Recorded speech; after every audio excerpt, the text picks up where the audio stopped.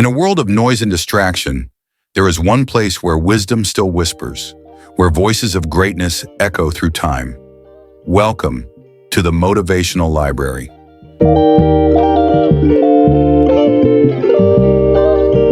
Have you ever felt alone, even in a crowded room? Have you ever wondered why the strongest people often walk their path in silence?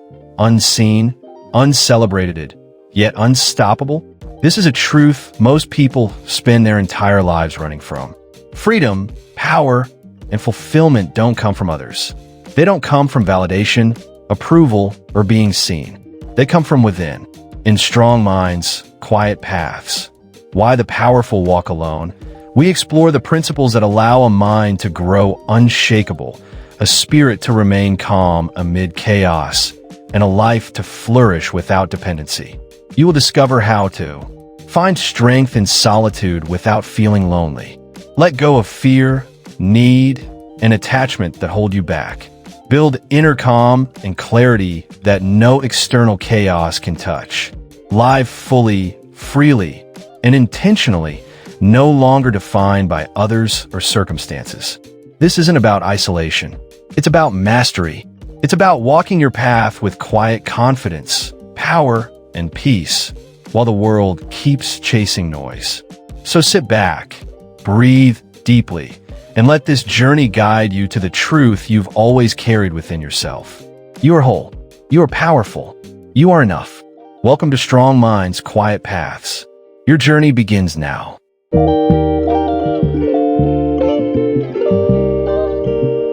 There is a truth most people spend their entire lives running from. The moment you stop needing anyone, you finally begin to live. From a young age, we are taught that happiness comes from connection, from being chosen, validated, noticed, and loved by others. We are told that fulfillment exists somewhere outside of us, in relationships, approval, and belonging. But the more you chase it, the emptier you become. Because no matter how many people surround you, if you have not made peace with your own silence, you will always feel alone. Real growth doesn't begin when your life gets louder. It begins when you can sit in quiet, without needing distraction, approval, or escape. There's a powerful shift that happens when you stop asking the world to complete you and start building strength from the inside. Solitude stops feeling like punishment and becomes a training ground, a place where clarity is built, where confidence is forged, where independence is earned. In this space, you stop tying your worth to who stays, who leaves, or who applauds you. You stop waiting for someone else to give your life meaning.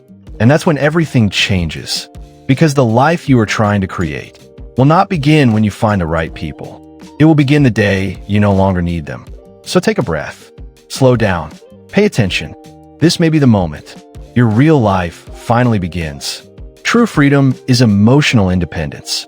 We live in a world where dependence is disguised as love, where validation feels essential, and where self-worth is measured through other people's reactions. From childhood, we are conditioned to believe that we need someone, a friend, a partner, a group, to feel safe, important, or complete. But the moment your happiness depends on another person's presence, your peace is no longer yours. It becomes fragile, something that can be taken away the instant they change, leave, or disappoint you. Emotional independence does not mean isolation. It means strength. It means you can love without losing yourself. You can enjoy connection without becoming dependent on it. You can stand alone without feeling empty. It means your confidence doesn't collapse. When attention disappears, your calm doesn't break. When approval fades, most people say things like, "I can't live without them," or "they make me happy." It sounds romantic, but it reveals dependence. And when that person walks away, everything falls apart because the foundation was never internal. Real freedom begins when you take that power back, when you stop giving others control over your emotions, when you stop outsourcing your peace, when you realize that strength doesn't come from being needed, it comes from no longer needing. It comes from loving yourself deeply enough that you no longer seek permission to exist. This kind of independence changes everything. Your relationships become lighter, not because you care less, but because you no longer cling. You begin to love people for who they are, not for what they give you. You start enjoying life without constantly needing it to look a certain way. Your mind becomes calmer because it's no longer negotiating for approval. Attachment works like gripping something that hurts you. The tighter you hold, the more damage it does. We cling to people, memories, and expectations, believing they will protect us, comfort us, or make us whole. But instead, they slowly drain us from within. Letting go doesn't mean you stop caring. It means you stop suffering. It's understanding that everything in life is temporary. And that doesn't have to be frightening. It can be freeing. Because when you stop trying to control who stays and who leaves, you create space for peace to stay instead. When you begin enjoying your own company, you realize solitude is not emptiness. It's connection with yourself. You can sit in silence and still feel full. That's what inner independence gives you. The ability to feel grounded, even when no one is watching, no one is clapping, and no one is validating your existence. Remember this: the day you stop needing someone else to make you feel alive, you are no longer half a person waiting to be completed. You are whole. You are awake. And that's when life truly begins. Loneliness is not a curse. It's an invitation. Most people fear loneliness like something is wrong with them. They run from silence, fill every empty moment with noise, and surround themselves with distractions just to avoid hearing their own thoughts. But loneliness isn't punishing you. It's calling you back to yourself. When the world goes quiet and there's no one left to impress, that's not the end of something. It's the beginning of self-discovery. Loneliness only hurts when you misunderstand it. The discomfort isn't caused by being alone. It comes from resistance, from believing you shouldn't be. You were taught that being alone means being unwanted, forgotten, or unloved. But solitude is the purest environment for growth. Strength is not built in crowds. Clarity is not found in noise.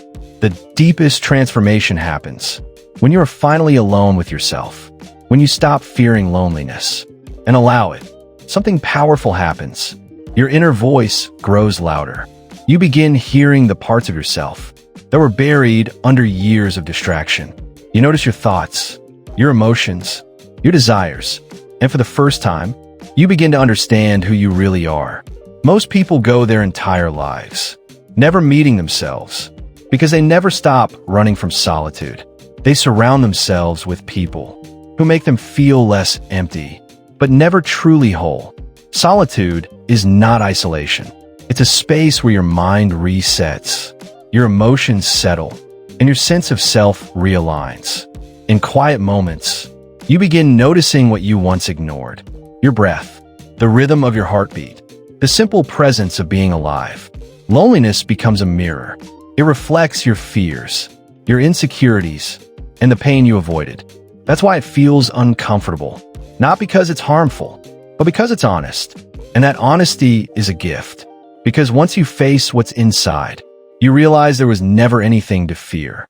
The silence you once escaped becomes the silence that restores you. Think of a seed buried deep underground. It grows in darkness, in isolation, without recognition. Yet that isolation is exactly what allows it to transform. When life isolates you, it isn't rejecting you, it's preparing you. The people who left were never meant to stay forever. Their absence created the space for you to finally meet yourself. So when you find yourself alone, don't rush to escape it. Sit with it. Listen to it. Ask what it's trying to teach you. Because hidden inside loneliness is a doorway to clarity, strength, and self-realization. And when you walk through it without fear, you realize something powerful. You were never truly alone. You were never being abandoned. You're being guided back home to yourself. Detachment does not mean you stop loving. One of the greatest misunderstandings about strength and independence is the belief that detachment requires emotional withdrawal. That to be strong, you must close your heart or distance yourself from the world. But detachment doesn't destroy love. It refines it. It transforms love from something fearful and possessive into something expansive, calm, and unconditional. Real strength never asks you to stop caring. It teaches you how to care without clinging. To love not as someone starving for attention, but as someone overflowing with inner abundance. When love is attached, it is not love. It is dependence. You don't hold someone tightly because you value them. You hold them because you fear losing them. You want them to fill a void, to fix your loneliness, to complete what you haven't yet built within yourself. That kind of love is not a gift. It's a transaction, and transactions always come with fear. So when someone changes, pulls away, or leaves, your world collapses because your peace was built on something you never had control over. Real love is freedom, not control. It's the ability to say, I love you, but I don't need you to make me whole. The moment you release the illusion that another person holds your happiness, you free both yourself and them. Love becomes lighter, calmer, more honest. You stop demanding that people behave a certain way in order for you to feel okay. You begin appreciating them as they are, imperfect, temporary, and human. Detachment doesn't make you cold. It makes you wise. You begin to see that every connection, no matter how deep, exists within movement and change. People enter your life for a reason, stay for a season, and leave when their role is complete. Suffering begins when you try to freeze what is meant to move, when you try to own what was never meant to be owned. Detachment is the art of loving fully, without chaining your peace to the outcome. Think of something beautiful in nature. You can admire it without trying to possess it. The moment you attempt to own it, you begin to destroy it. That is how attachment works. The tighter you cling, the more peace slips through your hands. True love says, I want you to be happy, even if that happiness doesn't include me. That is not weakness. That is emotional strength. It is love that flows from wholeness, not need. When you see life clearly, you stop taking everything personally. You understand that everyone you meet is fighting internal battles you cannot see. You stop demanding constant reassurance. You stop expecting others to heal your wounds. You begin loving from a place of stability, not as a request, but as an offering. And here's the paradox. When you stop clinging, love deepens. It becomes purer because it's no longer about possession. It's about presence. You enjoy each moment fully, without fear of the future. You give without keeping score. You love without hidden expectations. Giving feels natural, not forced, not desperate, not transactional. So remember this. Detachment is not about walking away from love. It's about walking away from the illusion that love can be controlled. It's trusting that what is meant for you will remain without force. And when you reach this level of awareness, your heart expands, open, calm, unburdened, able to hold much without being attached to any of it. In that space, you realize something powerful. You can love deeply and still be free. You can care intensely without suffering, because real love isn't about holding on. It's about allowing people and experiences to move through your life while your inner peace remains untouched. Not less love, stronger love. Now understand this. The mind creates need. Awareness dissolves it. Most of the suffering in your life doesn't come from what happens to you. It comes from the stories your mind tells you about what happens. Your mind is constantly moving, jumping from thought to thought, creating narratives about what you lack, what you deserve, and what you must chase to feel complete. And until you learn to observe it, instead of obeying it, it will keep you restless. It will keep you searching. It will keep you believing that peace exists somewhere outside of you. But awareness changes everything, because once you see the mind clearly, its grip loosens, and in that space, freedom begins. This is how the cycle of need begins. Your mind starts whispering, you need someone to love you. You need more attention. You need to be understood. You need to be seen. And before you realize it, you become a servant to those whispers, chasing approval, comfort, and connection, just to feel whole. But here is the truth most people never stop long enough to see. The mind creates need. Awareness dissolves it. The moment you become aware of what your mind is doing, when you observe without reacting, the illusion of need begins to break apart. You realize something powerful. You were never incomplete. You were just lost inside your thoughts. Your mind kept repeating stories about who you should be, what you should have, and who you should be with.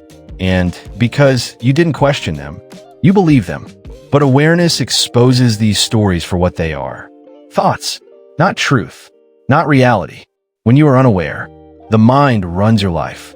It convinces you that happiness lives somewhere else, in another person, in achievement, in validation.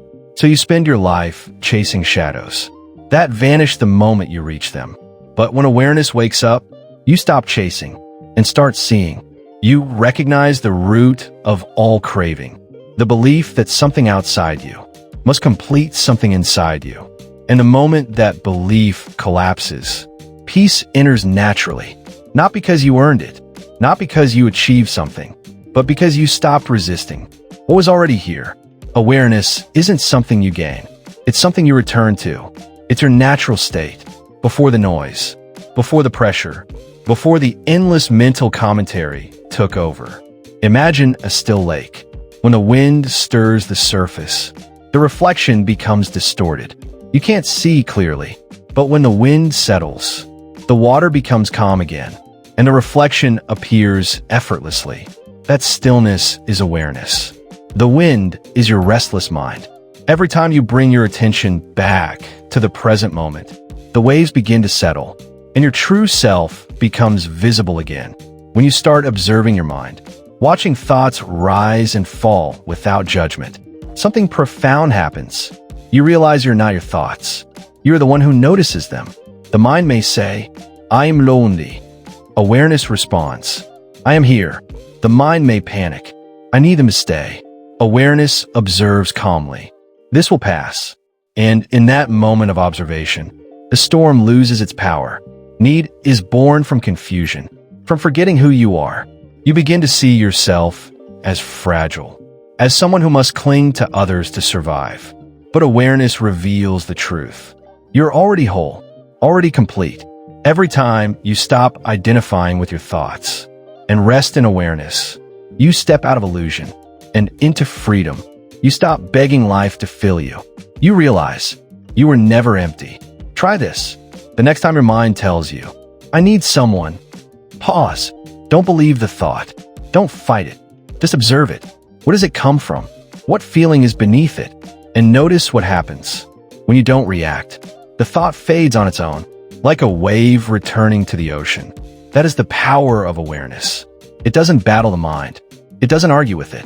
It simply sees. And what is clearly seen no longer controls you. That's when real freedom begins. Awareness doesn't just dissolve need. It outshines it.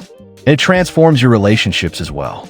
When you live unconsciously, you project your insecurities onto others.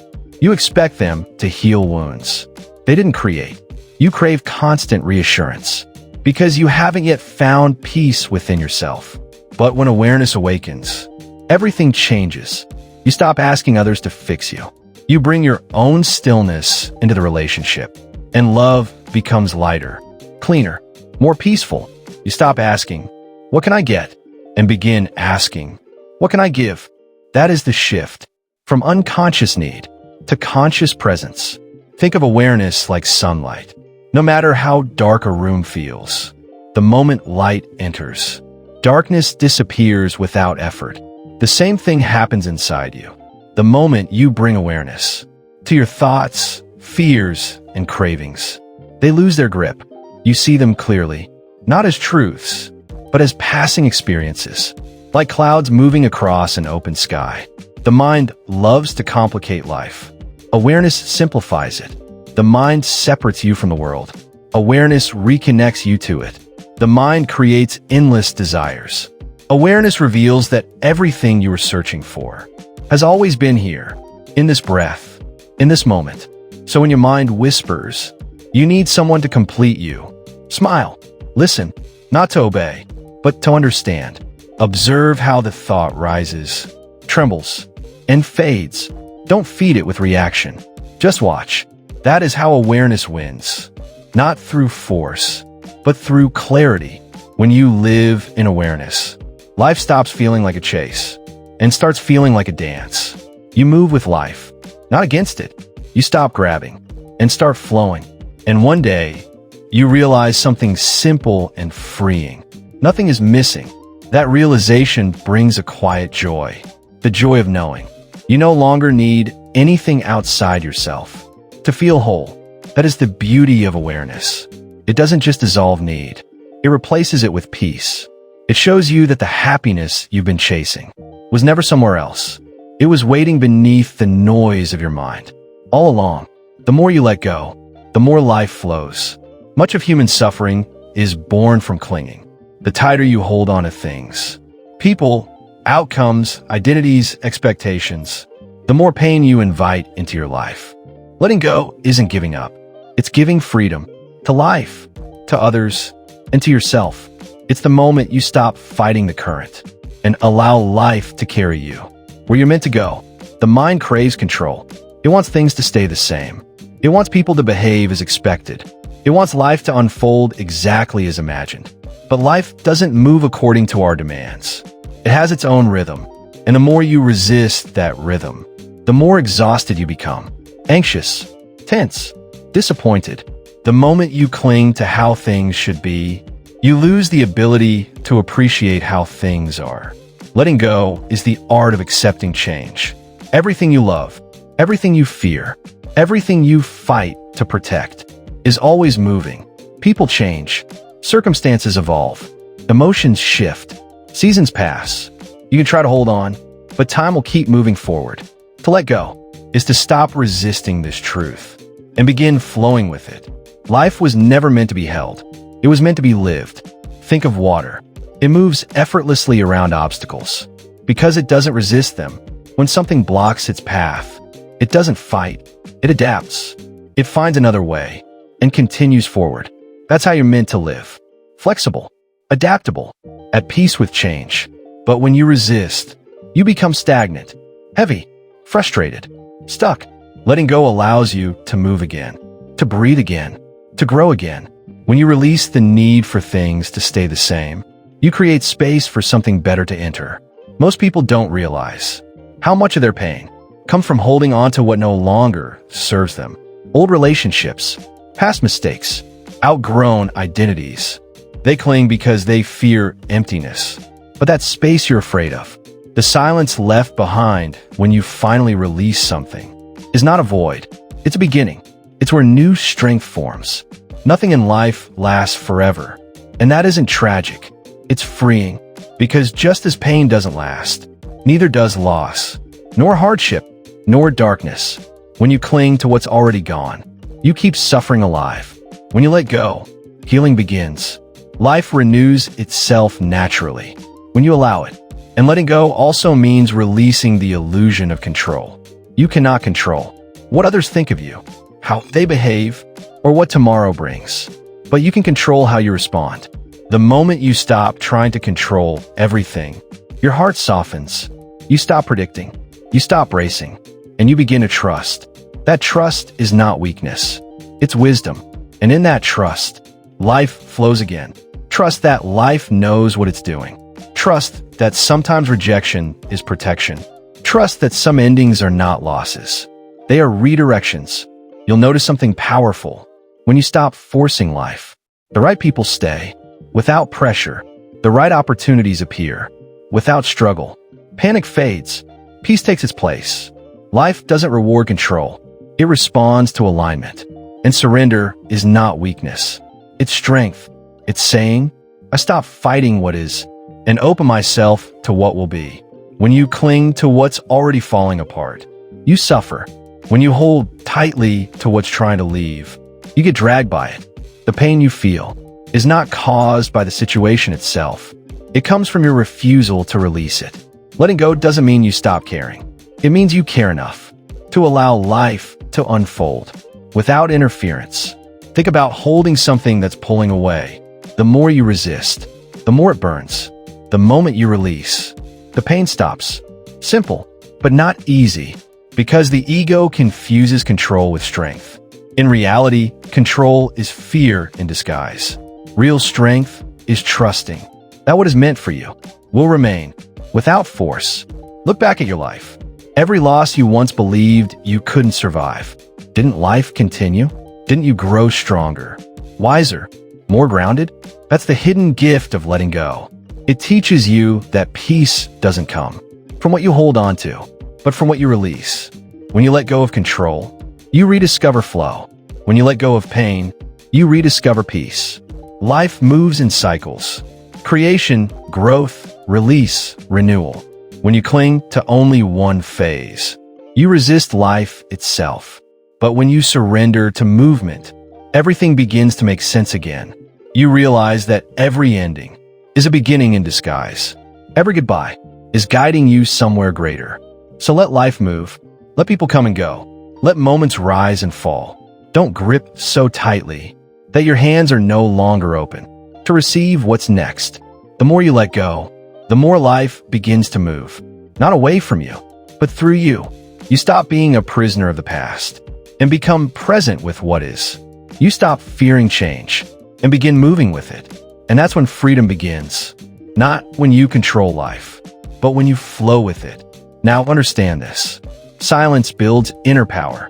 In a world addicted to noise, silence has become rare. Yet it remains one of the most powerful teachers you'll ever encounter. Silence is not emptiness. It is energy. It is not the absence of sound. It is the presence of awareness. When you stop talking, stop chasing, and stop reacting, you begin to hear life differently. You sense things that can't be heard with ears. The rhythm of your breath, the pulse of your own existence, the quiet truth that has always lived inside you. Most people fear silence because they've never learned how to sit with themselves. The moment things grow quiet, their minds grow loud. Regrets, anxieties, doubts, unfinished conversations. So they reach for noise, screens, music, distraction, because silence forces them to face what they've been avoiding. But here's the truth. What feels uncomfortable at first is the beginning of transformation. When you sit with the noise inside you and allow it to pass, silence begins to reveal its gifts. Clarity, calm, wisdom. Think of your mind like cloudy water. When it's constantly stirred, it never clears. But when you allow stillness, everything settles naturally. Silence does that for you. It lets emotional turbulence sink, so truth can rise. You begin to understand yourself, your reactions, your desires, your patterns, not through theory, but through direct experience. In silence, you meet yourself. Silence is the foundation of inner strength because it gives birth to awareness. When you are silent, you observe instead of react. You see thoughts rise and fall. You watch emotions come and go, and you realize you are not controlled by any of them. Each return to silence pulls you away from chaos and closer to your center. You stop being shaken by every opinion and every noise. You begin moving from quiet knowing instead of impulse. Silence is the training ground of the mind. Others train their bodies. Those who seek mastery train their awareness, and their arena is stillness. When you can remain silent in chaos, when you can hear criticism without absorbing it, when you can feel emotion without becoming it, you step into real power. And from that power, life begins to move differently. As you remember your true self, you start to see life differently. You notice how much time was spent chasing illusions, trying to fix what was never broken. The pressures of achievement, the need for approval, the constant striving to be enough, they all lose their grip. You realize that fulfillment was never somewhere outside. It has always been within. The mind may still whisper, "You're missing something," but now you know the voice is not truth. It's habit, old programming, stories that no longer serve you. Your attention shifts inward. You begin to anchor in what is real, not in what others say you should be, not in what you think you need to do, but in your own presence, your own being. And in that presence, life opens up in ways you couldn't see before. You don't chase experiences to feel alive. You notice life flowing through you. Every moment carries its own richness. Every breath reminds you that you are complete.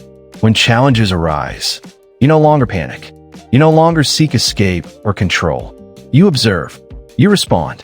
You move with clarity. The external world can remain unpredictable, chaotic, even harsh, but your inner wholeness is untouched. You stand firm, rooted in your own calm. This is true freedom, to live fully, to love fully, without dependency, without fear, without the illusion that anything outside can complete you. The more you embrace this inner truth, the lighter your life becomes. Relationships deepen naturally, not because of need, but because of presence.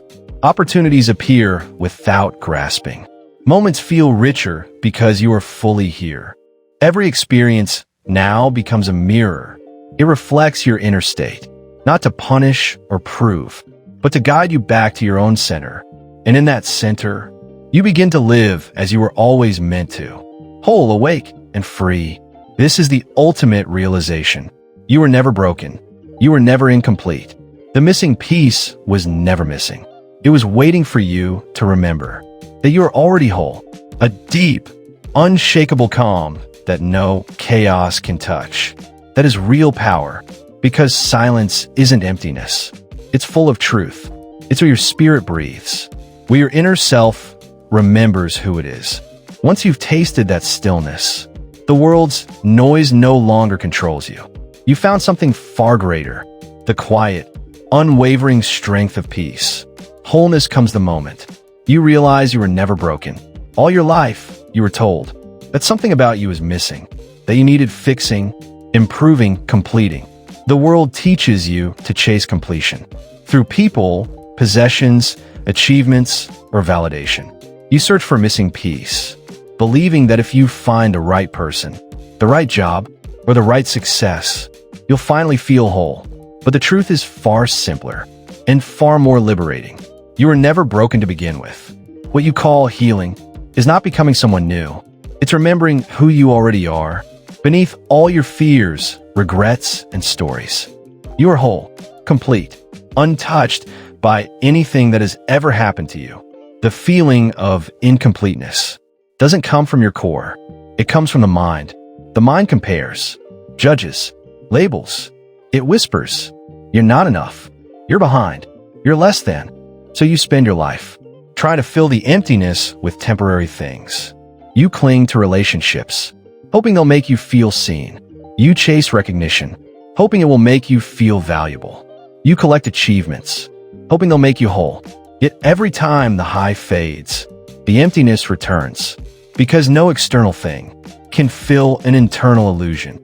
The self you think is broken is only a mask, a collection of experiences, memories, and labels that you've mistaken for your identity. Beneath it all lies your true nature, infinite awareness, untouched by failure or pain. Imagine the sky on a cloudy day. The clouds may hide the sun, but they never destroy it. The sun remains radiant, untouched. In the same way, your true self remains perfect, even when covered by clouds of doubt, fear, or sadness. The problem is not that you are broken. It's that you've forgotten the sky beneath the clouds. To realize your wholeness, you must stop identifying with your wounds. Pain will visit everyone, but suffering begins only when you believe that pain defines you. When someone leaves, you say, I am abandoned. When you fail, you say, I am worthless. When life hurts, you say, I am broken. But these are temporary experiences, not your identity. You experience sadness. You are not sadness. You feel rejection. You are not rejection. The moment you create distance between your true self and what you temporarily feel, healing begins. You deserve your own love and care, just as much as you give it to others. Yet most people spend their lives being kind outwardly and cruel inwardly. They forgive others but punish themselves. They nurture others but neglect their own souls.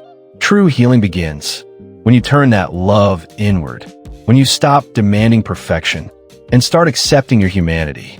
You can only realize your wholeness when you stop fighting yourself.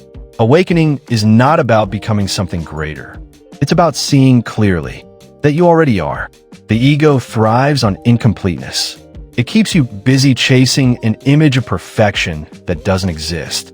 Awakening ends that chase. It reveals that peace was never outside you. It was always buried beneath layers of seeking. You were never missing anything. You were simply distracted by everything. Take a moment to reflect. How many times have you believed that your happiness depended on someone else? How often have you thought, if only they loved me, if only they came back, if only I achieved this goal? Every if only is a trap. It postpones your peace. It convinces you that happiness is somewhere else, in the future or in another person. But in truth, it has always been here, in this breath, in this moment. Nothing needs to be added for you to be complete. The only thing missing is your recognition of that truth. Life often mirrors the image of a lotus flower, growing in muddy water, yet remaining unstained. The mud represents pain, loss, and hardship. The lotus is your true self. Life's challenges don't corrupt you. They strengthen you. Every heartbreak, disappointment, and failure shapes your wisdom and deepens your compassion. And now, with all of this, you begin to see clearly. Life is not about chasing completion. It is about remembering that you are already whole. Every moment of struggle, every heartbreak, every loss, these are not punishments. They are invitations. Invitations to return to yourself. To remember the strength, the calm, and the completeness that has always been within you. The more you release the need for validation, the more you stop trying to control life, the more you stop defining yourself by others or by circumstances, the more life flows effortlessly through you. You no longer cling to people, outcomes, or possessions. You no longer measure your worth through achievement or approval. You no longer fear endings, rejection, or change. Because you have discovered something stronger than all of that. Your inner peace, your stillness, your unshakable self. You are the calm in the storm, the observer of the mind, the presence that cannot be touched by chaos. And from that place, everything changes. Relationships become lighter, freer, more real. Opportunities arrive naturally, without struggle.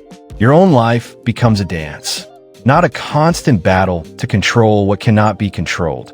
The hardships you once feared now serve as teachers. Every challenge strengthens your roots.